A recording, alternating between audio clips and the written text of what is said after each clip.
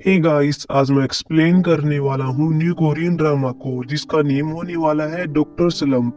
चलिए एपिसोड 1 को शुरू करते हैं। एपिसोड के शुरुआत में मेन कास्ट को देखते हैं। इसका नाम नेउल होता है। नेउल अस्पताल से बाहर आई भी थी और इसके पेट में दर्द हो रहा होता है। यहाँ पर नेउल हमको बता रही होती है।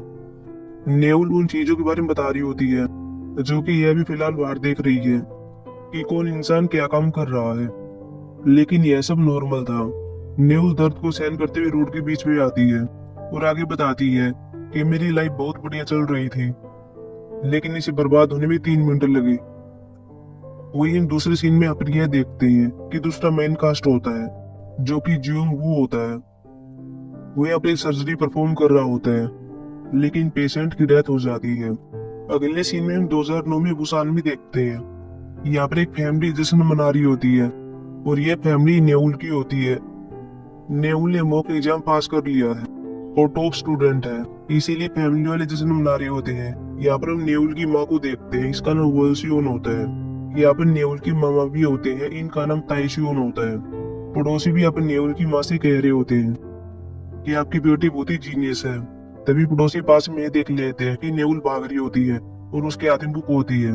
वोल्सियोन भी नेउल के बारे में बता रही होती है कि वो अपना 1 मिनट भी बर्बाद नहीं करती है, हमेशा पढ़ती रहती है। वो अपना टाइम बचाने के लिए पहले सिलेक्ट कर लेती है कि कौन से कपड़े पहनने हैं और ये वही खाना खाती है जो कि आसानी से पचाया जा सके। मेरी बेटी सिर्फ पढ़ाई करने के लिए पैदा हुई है। अगले सीन में श्योर में स्कूल में देखते हैं जहाँ पर हम जोंगू को देखते हैं। साथ में इसके फ्रेंड्स होते हैं। इनमें से एक फ्रेंड्स का नाम मूग्योन होता है और दूसरे का नाम चान यंग होता है। जोंगू ने भी यहाँ पर मॉक एग्जाम में टॉप किया है और इसके दोस्त इसकी सेल्फी ले रहे होते हैं। अगले सीन में नेउल की फैमिली को देखते हैं जहाँ पर हम नेउल की माँ को देखते हैं। साथ में नेउल की आंटियां भी होती हैं। यहाँ पर नेउल के पिता की डेथ एनिवर्सरी होती है और उसे ये तैयारियां कर रहे थे। यहाँ पर नेउल की आंटियां नेउल की माँ से कह रही होती हैं कि तुम्हें अब डेथ एनिवर्सरी में ये करना चाहिए था। क्या तुम्हारे पास पैसा नहीं है? क्या बिजनेस अच्छा नहीं चल रहा है? तुम्हें फैक्ट्री को बेच देना चाहिए। लेकिन वॉलशीर मना कर रही होती है। तभी अपनी नेउल भी आ जाती है। बाद में ये सभी यहाँ पर खाना खा रहे होते हैं। नेउल खाना भी खा रही होती है, साथ में पढ़ाई भी कर रही होती है। यहाँ पर हम नेउल के छोटे भाई को देखते हैं। इसका नाम बादा होता है। आंटियां भी फिर से फैक्ट्री को बेचने की बात को छेड़ देती हैं और अपनी हिस्सेदारी भी मांग रही होती है।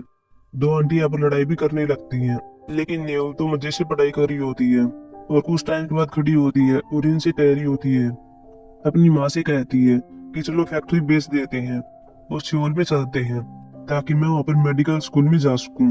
अगले से में जियोंगू के स्कूल में देखते हैं। यहाँ पर क्लास के अंदर मुगल भागता हुआ आता है और कह रहा होता है कि मैंने टीचर से एक बात को सुना है। यहाँ पर एक ट्रांसफर स्टूडेंट आ रही है और वह टॉप स्टूडेंट है। वह जियोंगू से कह रहा होता है वह तुमको परेशान करेगी क्योंकि तुम भी टॉप स्टूडेंट हो। तभी हम टीचर समझू लाता है और यहाँ पर न्यूल को इंट्रोड्यूस करता है। न्यूल और जियोंगू एक दूसरे को देख रहे होते हैं। वही सवर में हमको बता जा रहा है कि जिस प्रकार दो सन नहीं हो सकते, उसी प्रकार एक स्कूल में दो टॉप स्टूडेंट नहीं हो सकते। जब यहाँ पर क्लास का खाली टाइम होता है तब सभी बच्चे न्यूल के पास आते हैं और कह रहे होते हैं कि तुम्हारी फैमिली मछली का बिजनेस किया करती थी, क्या सच में वहाँ का भोजन अच्छा है? ये इसी तरह तरह के सवाल पूछ रहे होते हैं। जियोंगू भी न्यूल के पास आता है और कह रहा था कि क्या तुम सच में सफल हो? न्यूल भी सभी को कह रही होती है कि बाढ़ में जाओ, तुम्हें दिख नहीं रहा कि मैं पढ़ाई कर रही हूँ। बाद में सभी बच्चे इसके पास से चले जाते हैं। अगले दिन में स्कूल में जियोंगू को देखते हैं। साथ में मूग्योन होता है, साथ में चानिंग होता है। मूग्योन भी यहाँ पर कह रहा होता है कि नेउल पढ़ाई को लेकर जुनूनी है। ब्रेक के दौरान भी वो पढ़ाई करती रहती है। तभी तीनों अपनी ये देख लेते हैं कि अपनी नेउल होती है जो कि साथ में पढ़ाई कर रही होती है और साथ में वर्कआउट कर रही होती है। जियोंगू के फ्रेंड्स नेउल की पढ़ाई करने लगते हैं। जियोंगू भी कह रहा था कि अच्छा ही है कि अब पढ़ाई के साथ साथ अपनी हेल्थ की भी केयर कर रही है। अगले दिन में सभी बच्चे स्कूल के अंदर होते हैं। टीचर ने सभी को एक सम दिया हुआ था। हालांकि जियोंगू ने सम को हल कर दिया था, लेकिन जैसे ही हाथ को ऊपर उठाता है इससे पहले नेउल बोल पड़ती है और आंसर बता देती है। बाद में सभी बच्चे क्लास से बाहर जा रहे होते हैं। जियोंगू यहाँ पर यह देख लेता है कि नेउल कुछ खा रही होती है। वह मूग्योन से इसके बारे में पूछता है। मूग्योन यहाँ पर कह रहा होता है कि यह सो के कॉफी खा रही है, इससे इसको बार बार बाथरूम में नहीं जाना पड़ेगा। जियोंगू भी कह देता है कि बाथरूम में तो जा ही सकती है, यह बहुत ही रेडिकुलस होती जा रही है। अगले सीन में जियोंगू को देखते हैं जो स्कूल में आ रहा होता है और ये अपने वर्कर को आई कह रहा होता है। यह वर्कर कह रहा होता है कि तुमसे काफी टाइम से मुलाकात नहीं हुई है। जियोंगू कहता है कि तुम क्या कह रहे हो, मैं समझा नहीं। तभी पास ही न्यूल भागकर जा रही होती है। ये वर्कर कहता है कि ये भी स्कूल में सबसे पहले आती है ताकि पढ़ाई के लिए अपना टाइम बचा सके। बाद में जेंगू भी ऐसे भागता है और न्यूल से आगे जाने का प्रयास करता है। न्यूल भी जेंगू से आगे जाती है। जेंगू भी न्यूल को जाते हुए देख रहा था और हमको बता रहा होता है कि उस टाइम मैंने सोचा था कि अगर मैं हमेशा इतना कड़ी मेहनत करता रहा तो मेरी लाइफ वैसी चलती रहेगी जैसे कि पहले थी। हालांकि वे चीजें काम नहीं आई जो कि हम चाहते थे और हमें से एक का यूनिवर्सिटी में एडमिशन हो गया। अगले सीन में हम प्रेजेंट में देखते हैं जहाँ एक प्लास्टिक सर्जरी एल्यूमिनी एसोसिएशन की मीटिंग हो रही होती है। यहाँ पर हम डेयिंग नाम के एक आदमी को देखते हैं जो कि प्लास्टिक सर्जन होता है। साथ में इसके स्कूल के दोस्त भी होते हैं। ये सभी यहाँ पर जेंगू के बारे में बात कर रही थी कि वह भी प्लास्टिक सर्जन बन गया है। उसका एक यूट्यूब नाम का यूट्यूब चैनल भी है जो कि बहुत ही पॉपुलर है और लाखों में सब्सक्राइबर्स हैं। डेंग को भी इन सबसे जलन हो रही होती है। बाद में वो जेंगू आता है, वो सभी से मिलता है। वो एक चेयर पर बैठ जाता है जिस पर डेंग बैठने वाला था। डेंग भी बाद में इसे कह रहा होता है कि तुम अभी भी वैसे के वैसे ही हो, यह चेयर मेरी थी। जेंगू कहता है कि मुझको माफ कर देना, मैंने सोचा कि हम दोस्त थे, ऐसा तो चलता ही है। डेंग बाद में कहता है कि तुम बहुत ही सेल्फिश हो और अगर तुम ऐसी लाइफ जीते रहे तो एक दिन तुम्हें सजा मिलेगी। लेकिन अगले सीन में हम यहाँ पर यह देखते हैं कि न्यूल को एक अवार्ड दिया जा रहा था जो कि हेल्थ एंड वेलफेयर मिनिस्टर ने दिया था। डेंग के भी फ्रेंड्स डेंग से कह रहे होते हैं कि तुम तो कह रहे थे कि इसको सजा मिलेगी लेकिन इसको तो अवार्ड मिला है। अगले इसमें जेंगू अपने फ्रेंड्स के साथ होता है और शराब पी रहा होता है। यहाँ पर मूवियोन कह रहा होता है कि रीयूनियन होने वाला, तुम्हें आना चाहिए। लेकिन जेंगू कह रहा था कि तुम्हें तो पता ही है अगर मेरी सर्जरी का टाइम हुआ तो मैं नहीं आ सकता हूँ। ये भी न्यूल का जिगर छेड़ देते हैं और कह रहे थे कि तुम्हें डर है कि वो आ जाएगी।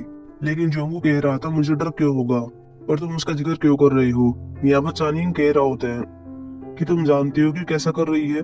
बता चाह रहा था परीक्षा में कुछ गड़बड़ हो गई थी और वह दूसरी मेडिकल स्कूल में चली गई थी। जेंगू भी कह रहा था कि वो ठीक ही होगी क्योंकि वह बहुत ही निर्दयी थी, इसलिए मुझे यकीन है कि वो ठीक है। लेकिन अगले सीन में हम न्यूल को प्रेजेंट में देखते हैं जो कि एक डॉक्टर होती है और इसका सीनियर इसके साथ कूड़ी जैसा बिहेव कर रहा था क्योंकि इसने अपनी रिसर्च पर अच्छा काम नहीं किया था। यह डॉक्टर जो कि न्यूल को डांट रहा होता है, इसका नाम संग ग्यून होता है और इसको डांट लगा रहा होता है। बाद में न्यूल बाहर आती है। यहाँ पर और भी डॉक्टर होते हैं जो कि डॉक्टर जू होता है, साथ में डॉक्टर वू भी होता है। यहाँ पे डॉक्टर भी न्यूल से कहते हैं कि तुम्हारा सीनियर तुम पर चिल्ला रहा था, क्या तुम ठीक हो। न्यूल कहती है कि मैं ठीक हूँ। तभी अब एक नर्स आती है और न्यूल से कहती है कि प्रोफेसर संग ने आपको सर्जरी में आने के लिए कहा है और ये इमरजेंसी है। ये डॉक्टर अब न्यूल से कह रहे होते हैं कि तुम जा सकती हो क्योंकि तुम कल भी नहीं सो पाई थी और आज ये सर्जरी पूरी रात चलने वाली है। न्यूल कहती है कि मुझे तो करना ही पड़ेगा। न्यूल बाद में चली जाती है और यहाँ पर दूसरे डॉक्टर सर्जरी कर रहे होते हैं और यह इनको बता रही होती है। अगले सीन में जेंगू को देखते हैं जो कि अपने हॉस्पिटल के अंदर होता है, जो कि सभी नर्सों के लिए कॉफी लाया था। ये नर्स भी से कहती है तुम्हें कैसे पता चला कि हमें कॉफी चाहिए, तुम्हें कैसे याद रह जाता है। जेंगू भी कहता है कि मैं बहुत ही स्मार्ट हूँ। सभी लोग यहाँ पर जेंगू को लाइक करते हैं। अगले सीन में वॉल से उनको दिखाया जाता है, साथ में बाधा होता है जो कि अपने घर पर होते हैं। तभी यहाँ पर न्यूल भी आ जाती है। वॉल से अपनी बेटी के लिए खाना बना रही होती है, साथ में न्यूल को ब्लाइंड डेट पर जाने के लिए कह रही होती है। न्यूल के पेट में दर्द हो रहा था, इसकी माँ इसके पास आती है और कहती है कि क्या तुम ठीक हो। न्यूल कहती है कि मैं ठीक हूँ, मैं कुछ दिनों से सोई नहीं हूँ इसलिए मुझे अच्छा फील नहीं हो रहा है। तभी इसके पास एक कॉल आ जाती है, वो काम पर वापिस जाना पड़ता है। वही दूसरे जेंगू भी हमको बता रहा होता है कि मेरी लाइफ बहुत अच्छी चल रही थी। हम यहाँ पे ये सब चीजें देखते भी हैं कि कैसे जेंगू एड को परफॉर्म कर रहा होता है और कैसे बड़े लोगों से मीटिंग कर रहा होता है। लेकिन जब इंसिडेंट हुआ था तो सब कुछ चेंज हो गया। तभी हम अपने एक लड़की को देखते हैं जो कि जेंगू के पास आती है। ये लड़की मकाऊ से होती है और अपनी सर्जरी करवाने के लिए आप आई है। अगले सीन में न्यूल को दिखाया जाता है, साथ में एक डॉक्टर और होती है। न्यूल ने अपने पेट पर हाथ लगा हुआ था। यहाँ पर डॉक्टर कह रही होती है क्या तुम ठीक हो, तुम बीमार लग रही हो, तुम्हें जांच करवानी चाहिए। न्यूल कहती है कि मेरी आज प्लानिंग है, मेरी दोस्त होंगरन आने वाली है और हम साथ में खाना खाने वाले हैं। बाद में न्यूल बाहर आती है, इसके पास होंगरन अकोल आता है और कह रही होती है कि एजगे वैसी है जैसे कि पहले थी और यहाँ पर आना बहुत ही कठिन है, मैं पहले ही थकी हुई महसूस कर रही हूँ, क्या मेरी और जाना चाहिए। न्यूल कहती है कि मुझे ऐसा लगता है कि मुझे डॉक्टर के पास जाना चाहिए और जांच करवानी चाहिए। होंगरन कहती है तुम बहुत ही भयानक बात कर रही हो, क्या कुछ हुआ है। तभी न्यूल यहाँ रोड को क्रॉस कर रही होती है और फिर ये रोड के बीच में आ गई थी और एक ट्रक इसकी ओर आ रहा होता है। लेकिन यहाँ पर न्यूल किसी तरफ बच जाती है। यहाँ पर हम साथ में होंगरन को भी देखते हैं, वह भी न्यूल को देख लेती है और बाद में भागकर जिसके पास आती है और इसको ऐसी ले जा रही होती है। यहाँ पर होंगरन भी एक डॉक्टर होती है। अगले इसमें जिंगू को देखते हैं जो सर्जरी कर रहा होता है, लेकिन यहाँ पर कुछ ऐसा हो जाता है कि मकाओ की लड़की का खून बहने लगता है और यह खून रुकने का नाम नहीं ले रहा था। इसी बीच इस लड़की की डेथ हो जाती है। बाद में जिंगू पुलिस के पास आता है और बता देता है क्या हुआ था। सर्जरी बहुत ही अच्छी चल रही थी, पहले कुछ भी गड़बड़ नहीं थी, लेकिन तभी पता नहीं अचानक से क्या हो गया था। तभी अब पुलिस वालों को यह बात पता चलती है कि यह न्यूज मीडिया में आ गई है कि जिंगू जो कि बहुत ही पॉपुलर था, जब वो एक सर्जरी कर रहा था तो लड़की की डेथ हो गई थी जो कि मकाऊ की रहने वाली थी और उत्तराधिकारी बनने वाली थी। जिंगू बाद में क्लिनिक के अंदर आता है और ये अब उस दिन का फुटेज चेक कर रहा होता है जिस दिन सर्जरी हो रही थी, लेकिन इसे पता चलता है कि उस दिन कैमरे काम नहीं कर रहे थे या फिर फुटेज को मिटा गया हो। अगले समय से कोर्ट के अंदर आ रहे होते हैं। जिंगू से पूछताछ की जा रही थी कि क्या आपने ऐसा जानबूझकर किया है, क्योंकि वह लड़की उत्तराधिकारी बनने वाली थी और उसके परिवार ने तो ऐसा करने के लिए कह दिया हो। लेकिन जिंगू के पास कोई सबूत नहीं होते। बाद में सभी कोर्ट के अंदर होते हैं। पहले सब कुछ सही चल रहा था, लेकिन बाद में जब लॉयर हेपरिन की बोतल दिखाता है और कह रहा था कि ये तुम्हारी क्लिनिक के डस्टबिन के अंदर मिली थी और इसमें तुम्हारी फिंगरप्रिंट भी है, लेकिन जिंगू ने साफ ना कर दिया था कि ये मेरी नहीं है। लेकिन अब कुछ भी नहीं हो सकता था। सभी लोग जिंगू से नफरत करने लगे थे। जिंगू के दोस्त भी जिंगू को मार रहे थे और कह रहे थे कि तुमने ऐसा क्यों किया, हमारे ऊपर अब कर्जा बढ़ गया है, हमें विक्टिम की फैमिली को भुगतान करना होगा, हम इतना पैसा कहाँ से लाएंगे। लेकिन जिंगू ने मना कर दिया था कि मैंने कुछ भी नहीं किया है। लेकिन ये कहते हैं कि उस बोतल पर तुम्हारी फिंगरप्रिंट कैसे आई, तुमने जानबूझकर हत्या की है। यहाँ पर जिंगू भी चानियन को मारता है और कह रहा था कि मैंने ऐसा कुछ भी नहीं किया है। अगले इसमें जिंगू से इसका एक और दोस्त मिल रहा होता है, इसका नाम क्योंगमिन होता है और इससे पूछ रहा था तुम्हारे चेहरे को क्या हुआ, क्या तुमने लड़ाई की थी। यहाँ पर जिंगू चिल्ला रहा था और कह रहा था मैंने कुछ भी नहीं किया है। क्योंगमिन कहता है कि मैं जानता हूँ तुमने ऐसा नहीं किया है, लेकिन तुम्हें बरी होना होगा, इसलिए तुम्हें और लॉयर को हायर करना होगा और क्या पता विक्टिम की फैमिली तुम पर केस कर दे। तुम्हें पैसों की आवश्यकता होगी, तुम्हें अपनी गाड़ी और घर को बेच देना चाहिए, तुम्हें मजबूत होने की जरूरत है। अगले सीन में न्यूल को दिखाया जाता है, साथ में इसका मामा होता है जो कि हालचाल बारे में पूछ रहा था। यहाँ पर न्यूल बता रही होती है कि मेरे पेट में बहुत दर्द रहा करता था जो कि पिताशय के कारण था, मैंने उसको हटवा दिया है, अब मैं ठीक हूँ। लेकिन अगले सीन में न्यूल को इसका सीनियर डांट रहा होता है। बाद में सभी डॉक्टर पार्टी कर रहे होते हैं क्योंकि अपने डॉक्टर असिस्टेंट प्रोफेसर बन गया था। यहाँ पर न्यूल भी बैठी हुई थी। बाद में न्यूल बाहर आती है और घर पर जा रही होती है। फिर अगली सुबह न्यूल एक सेंटर को देख रही होती है जो कि एक साइकेट्रिस्ट का होता है। न्यूल पहले न जाने के लिए कहती है, लेकिन बाद में चली जाती है और ये अपनी आदमी से कहती है कि मुझे क्या दिक्कत है। न्यूल बताती है कि आजकल मुझे बहुत ही बुखार हो गई है, मेरे पेट में दर्द रहता है, पता नहीं मुझे क्या हो गया है। और सबसे मेन बात यह है कि मैं ट्रक से मरते मरते बची थी, लेकिन जब उसके सामने थी तब मैंने अपने आप से ये कहा कि मुझे मर जाना चाहिए। मुझे पता नहीं है कि मैंने ऐसा क्यों कहा। यहाँ पर डॉक्टर पहले टेस्ट करने के बारे में कह रहा था। न्यूल बाद में डॉक्यूमेंट को फिल कर रही होती है जिसमें ये सवालों के आंसर देने होते हैं, जैसे कि मुझे नहीं लगता कि मेरे साथ अच्छी चीजें होती हैं, मैं बहुत ही अकेली फील करती हूँ, ऐसी चीजें होती हैं। बाद में डॉक्टर इस लिस्ट को चेक करता है और इससे कह रहा होता है कितना डिप्रेशन है, लेकिन न्यूल कहती है कि मैं तो बिल्कुल ठीक हूँ, मुझे कुछ भी नहीं हुआ है। डॉक्टर यहाँ पर कहता है कि तुम्हें ऐसा लगा होगा, तुम नहीं जानती हो कि तुम थकी हुई हो, लेकिन तुम इमोशनली रूप से थकी हुई हो, जो कि काम के अधिक होने के कारण होता है। इसको बर्नआउट कहते हैं। अगर तुम चाहो तो मैं तुम्हारी दवाइयाँ शुरू कर सकता हूँ। बाद में न्यूल पर अकेली बैठी हुई थी और अपने आप से कह रही होती है कि मेरे पास उदास होने का टाइम नहीं है, मेरे साथ कुछ भी गलत नहीं है। न्यूल बाद में जब घर आ रही थी तब मेडिसिन कूड़ेदान में फेंक देती है और फिर अपने घर पर आ रही होती है। हालांकि अपने घर पर तो नहीं जाती है, ये सीधा छत पर आती है और यहाँ पे एक लड़का खड़ा हुआ था। यहाँ पर न्यूल से कहती है कि तुम कौन हो। तभी लड़का पीछे देखता है और ये तो जिंगू होता है। ये एक दूसरे को पहचान लेते हैं और एक दूसरे से कहते हैं कि तुम यहाँ पर क्यों हो। फिर हम यहाँ पर पास्ट के सीन को देखते हैं जहाँ न्यूल जिंगू से आगे भाग गई थी, लेकिन ये नीचे गिर गई थी। जिंगू इसके पास आता है और अपने हाथ को इसकी ओर बढ़ाता है। रियलिटी में जिंगू भी हमको बता रहा होता है कि वह लड़की जिसको उस टाइम में लाइक किया करता था और साथ में नफरत भी किया करता था, मैं उससे दोबारा मिला हूँ जब मैं अपनी लाइफ के लोएस्ट पॉइंट पर हूँ।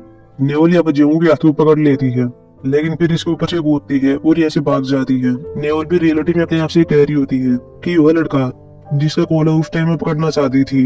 मैं मेरी लाइफ के इस टाइम में उससे दोबारा मिली और बाद में एपिसोड समाप्त हो जाता है। एपिसोड की शुरुआत में जियोंगू को देखते हैं जो कि नई जगह पर शिफ्ट होने के लिए आया हुआ था। वह यहाँ पर न्यूल के घर के बाहर होता है और बाद में घर के अंदर आता है और यहाँ पर इसको यह कमरा किराए पे दिया हुआ था। जियोंगू के पास इसकी माँ का कॉल आता है और कह रही होती है, क्या तुम ठीक हो? मुझे तुम्हारी चिंता हो रही थी।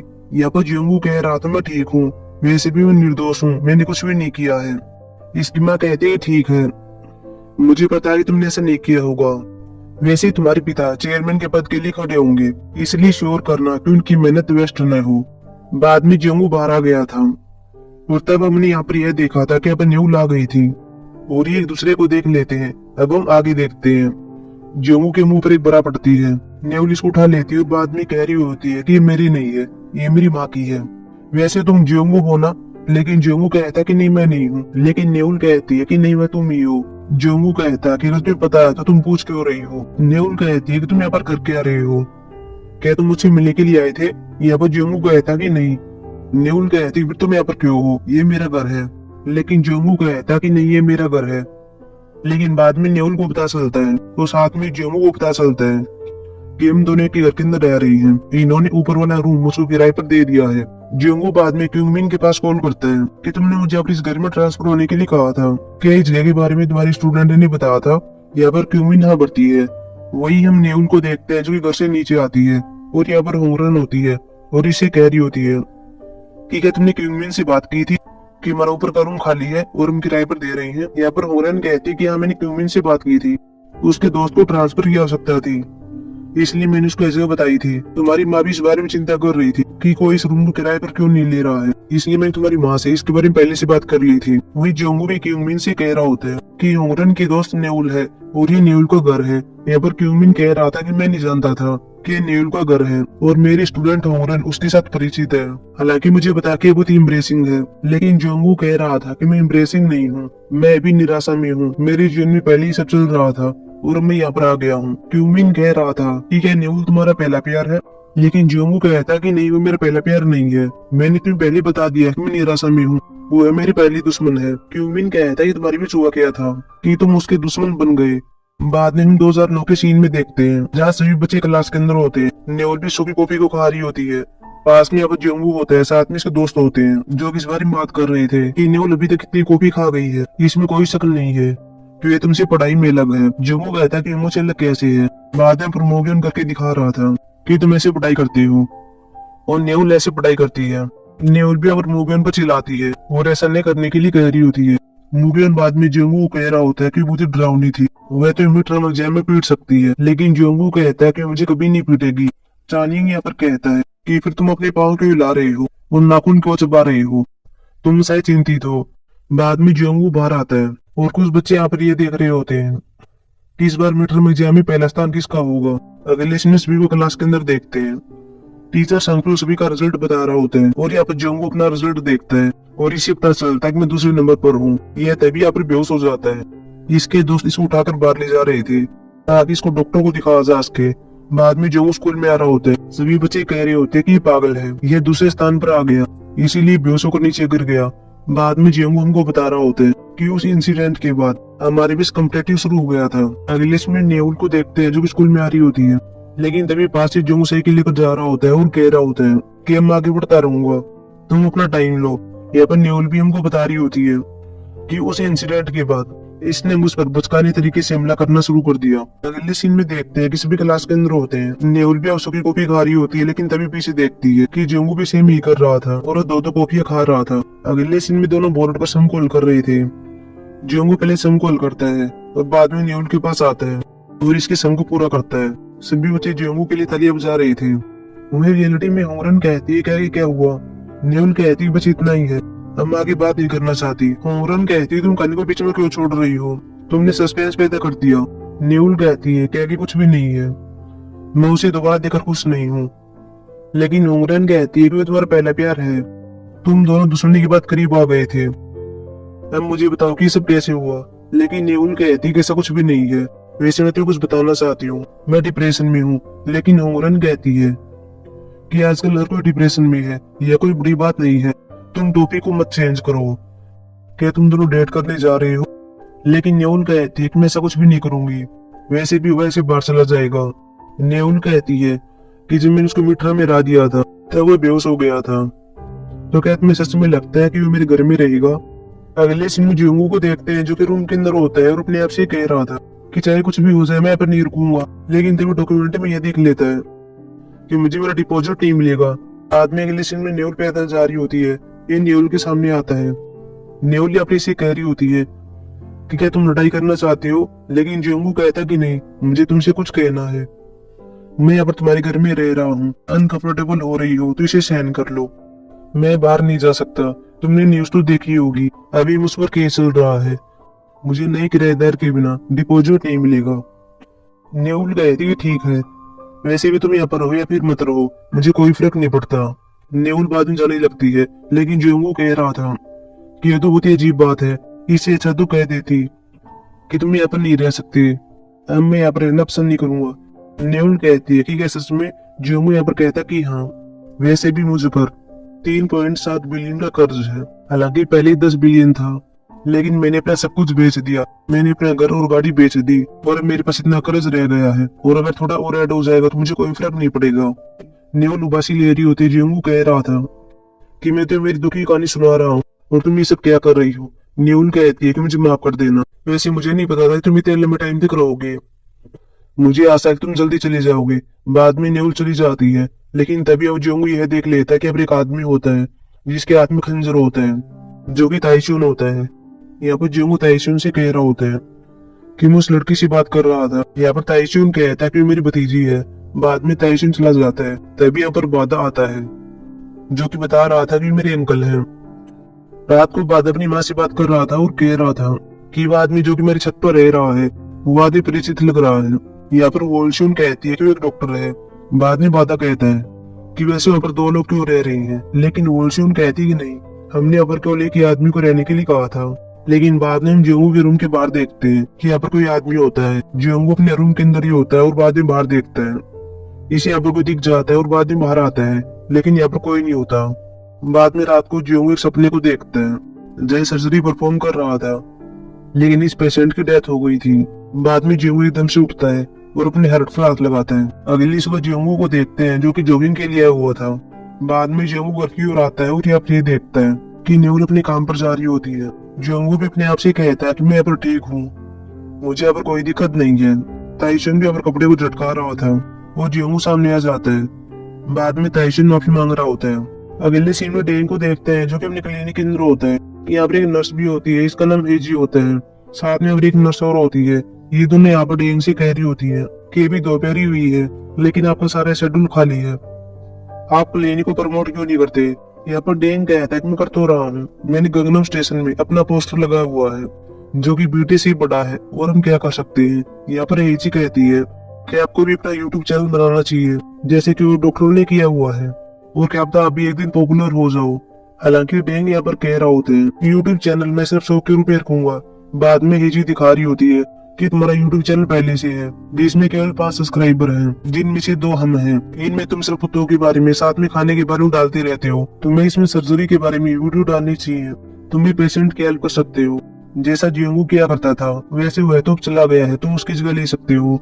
लेकिन डेंग खड़ा होता है और कह रहा था कि तुम मुझे क्या समझती हो, मैं जियोंगू जगह कभी नहीं लूंगा, मैं मुझे वो खाली छोड़ दूंगा। हेजी भी कह रही होती है कि तुम तो कभी इसकी परवाह नहीं करते हो, लेकिन डेंग यहाँ पर कह रहा होता है कि ये सिर्फ प्यार के कारण है, हम दोनों की कहानी है जिसके बारे में तुम नहीं जानती हो। अगले इसमें जियोंगू को देखते हैं, साथ में वोल्शियन होती है, साथ में एक महिला और होती है। जियोंगू यहाँ पर घर के बारे में बात कर रहा था और कुछ चेंजेस करने के लिए कह रहा था। यहाँ पर एक महिला जियोंगू से कह रही होती है कि तुम क्या काम करते हो, क्या तुम सिविल सर्वेंट हो? लेकिन तभी वोल्शियन फोन में देख लेती है और कह रही होती है कि क्या तुम प्लास्टिक सर्जन जियोंगू हो? यहाँ पर जियोंगू हाँ भरता है। बाद में वोल्शियन इस महिला से बात कर रही होती है। जियोंगू के पास भी क्यूमिन का कॉल आता है जो कि आने के लिए कह रहा होता है। बाद में जियोंगू क्यूमिन के पास आता है। क्यूमिन यहाँ पर कह रहा होता है कि तुमने जिनशियो के बारे में जांच करने के लिए कहा था, उसके बारे में कुछ पता नहीं चला है, उसे यहाँ पर कोई नहीं जानता है। लेकिन एक बात जिसके बारे में मुझे पता चली है वह यह है कि वह किसी भी सिचुएशन में घबराता नहीं है। जियोंगू भी अपना सीन क्या करता है कि जब पेशेंट की डेथ हो रही थी तब जिनशियो कोई भी रिएक्ट नहीं कर रहा था। क्यूमिन बाद में जियोंगू से कह रहा होता है कि तुम मुझे उस पर नजर रखने के लिए क्यों कह रहे हो, बाद में जियोंगू बता रहा होता है कि जो लोग मेरे साथ काम करते थे, मैंने उन सभी को स्टेटमेंट देने के लिए कहा था, लेकिन जिन श्योक ने ऐसा करने के लिए मना कर दिया था। क्यूमिन कहता कि सच में अगर वैसा था तो तुमने उसको काम पर क्यों रखा? वैसे भी तुमने मुझे पहले बताया था कि उसे यहाँ पर काम करते हुए 2 ही महीने हुए थे। जियोंगू बातें बता भी रहा होता है। साथ में हम एक सीन देखते हैं जहाँ जिन श्योक जियोंगू के पास आया हुआ था और अपना बायोडाटा दिखा रहा होता है। जियोंगू भी क्यूमिन से कह रहा होता है कि इसीलिए मैं उसको काम पर रखने के लिए मना नहीं कर सका। क्यूमिन बाद में न्यूल को देख लेता है। वो जियोंगू से कह रहा था कि क्या तुमने न्यूल से बात की, लेकिन जियोंगू मना कर देता है और कह रहा था कि नहीं, वैसे भी मैं घर से बाहर चला जाऊंगा। यह अनकंफर्टेबल हो रही होगी, लेकिन क्यूमिन कहता है कि क्यों होगी, अब तुम बच्चे नहीं रहे हो, तुम पहले लड़ाई किया करते थे, लेकिन अब ऐसा मत करो, तुम बड़े हो गए हो। जियोंगू भी कहता है क्या तुम ठीक कह रही हो। जियोंगू के पास पहले अब एक मैसेज भी आ गया था जो कि न्यूल की माँ ने भेजा था और कह रही होती है कि हम घर को किराए पर देने के बारे में भी सोच रहे हैं। यह चीज हमारे लिए अनकंफर्टेबल है। जियोंगू बाद में न्यूल के पास आता है। न्यूल से कहती है तुम यहाँ पर क्या कर रहे हो, क्या तुम मुझसे मिलने के लिए आए थे? लेकिन जियोंगू कहता है कि नहीं, मैं क्यूमिन से मिलने के लिए आया था। न्यूल बाद में से कहती है कि तुम क्यूमिन को कैसे जानते हो? यहाँ पर जियोंगू बता देता है कि जब मैं पहले सेमी सीनियर था तब उन्होंने मुझे पढ़ाया था। लेकिन न्यूल यहाँ पर कह रही होती है कि वह सक्षम टीचर नहीं है, उसने मुझको पहले पढ़ाया था, लेकिन मैथिक सम के बारे में नहीं बताया कि उसको कैसे सोल्व किया जाता है, इसलिए मैं तुमको पहले सेम के फाइनल में नहीं निराश की। लेकिन मैंने तुम्हें मीटर में हरा दिया था और तुम बेहोश भी हो गए थे। लेकिन जियोंगू कह रहा था मैं बेहोश नहीं हुआ था, मैं सिर्फ बैठ गया था। न्यूल कहती कि जो कुछ भी हो वह हमारा ड्रा हो गया था। अगले सीन में हम यहाँ पर ये देखते हैं कि न्यूल प्रोफेसर किम के साथ होती है और ऐसो किसे डांट रहा था, इसलिए और पेज पैकर मारता है और न्यूल के चेहरे पर स्क्रैच आ जाता है। प्रोफेसर किम यहाँ पर न्यूल को लात भी मार रहा होता है। यहाँ पर एक नर्स भी आती है और कह रही होती है कि यहाँ पर चेयरमैन की बेटी आई हुई है और वो प्रेग्नेंट है, तुम्हें जल्दी से माँ को और साथ में बच्चे को बचाना होगा। प्रोफेसर किम भी यहाँ पर न्यूल से कह रहा होता है कि तुम भी मेरे साथ चलो। बाद में सभी यहाँ पर चेयरमैन की बेटी को देख रहे थे। प्रोफेसर की माथे में सुई लगाने वाला था, लेकिन इसे नस नहीं मिल रही थी और ऐसे कहीं पर घुसा रहा था। यहाँ पर न्यूल ये सब देख रही होती है और कह रही होती है कि मैं करूँ। प्रोफेसर किम इसकी परमिशन देता है। बाद में न्यूल सभी चीज को परफॉर्म करती है और बच्चे और माँ को बचा लेती है। न्यूल बाद में बाहर आती है और एक डॉक्टरी से बात कर रही थी और कह रही थी कि माँ और बच्चे दोनों ठीक हैं, तुमने बहुत अच्छा काम किया है। वैसे तुम उस लेक्चर मटेरियल को नहीं भूली हो ना, जो मैंने मुझे देने के लिए कहा था, तुम आज रात तक वो मुझे दे देना। न्यूल भी हाँ भर देती है। बाद में न्यूल के हार्ट में पेन होने लगता है। न्यूल बाद में साइकियाट्रिस्ट के पास आती है और कह रही होती है कि मैं यहाँ पर नहीं आने वाली थी, लेकिन मेरे दिल में पेन होने लगा था और मेरा दम भी घुट रहा था, ऐसा क्यों हुआ? यहाँ पर डॉक्टर बता रहा होता है कि ऐसा डिप्रेशन के लक्षण है। न्यूल कहती है मुझे क्या करना चाहिए? डॉक्टर यहाँ पर कहता है कि अपने स्तर पर आराम करना चाहिए और अपनी हेल्थ पर ध्यान देना चाहिए। अगले सीन में न्यूल को देखते हैं जो कि हॉस्पिटल के अंदर होती है। इसके पास एक कॉल आती है। बाद में हम प्रोफेसर किम को देखते हैं, साथ में इसका बॉस भी होता है और यहाँ पर चेयरमैन की बेटी भी होती है और साथ में चेयरमैन होती है। चेयरमैन यहाँ पर कह रही होती है कि तुमने मेरी बेटी के हाथ के साथ क्या किया है? मैं इस हॉस्पिटल को अरबों में पैसा डोनेट करती हूँ, तुम ऐसा कैसे कर सकते हो? यहाँ पर माफी मांग रही होती है। यहाँ पर न्यूल भी आ जाती है। प्रोफेसर किम कह रहा होता है कि ऐसे भी सी गलती है, यह भी नासमझ है, इससे गलती हो गई है, हमको माफ कर दे।